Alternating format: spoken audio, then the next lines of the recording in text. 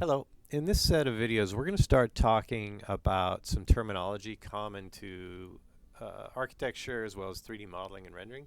So in this video, we're going to talk about points and lines and planes.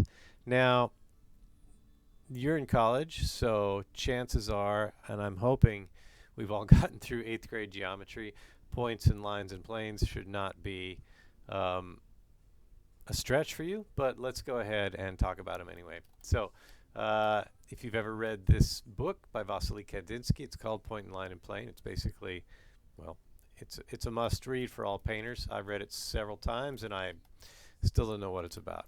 Okay, so let's talk about some of this terminology, right? And we're talking about points and lines and planes as we would see them in Cartesian space, right? So we know that, for example, this is a grid, right? This is the x direction from left to right. This is the y direction vertically, right? Or up and down.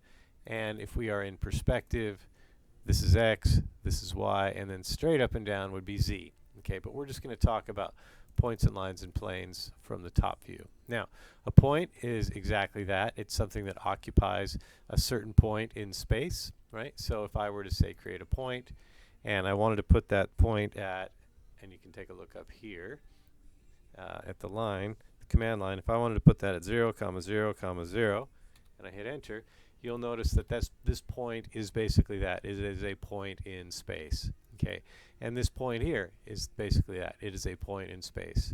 Now, a line is basically a whole bunch of points between 2 points, right? It's not a line. So a line is actually a series of points from this point in space to that point in space. Now, a plane is actually a surface that can be created between 3 or more points, 3 or more planar points. A plane, or also a planar surface, right? So for example, I could take a polyline and I could go click, click, click, click, and what I've done is I've actually created a polyline. I've not created a plane, right? So in order for this to be a plane or a planar surface, I would have to run a command called planar surface, and I could get, if I were in the ghosted view, a planar surface. Okay, so basically a plane is a surface, a line is a series of points between some points, and a point is a location in space. Okay, I'm going to stop the video right here, and in the next one we'll start talking about some more pretty straightforward terminology. Thanks very much. See you soon.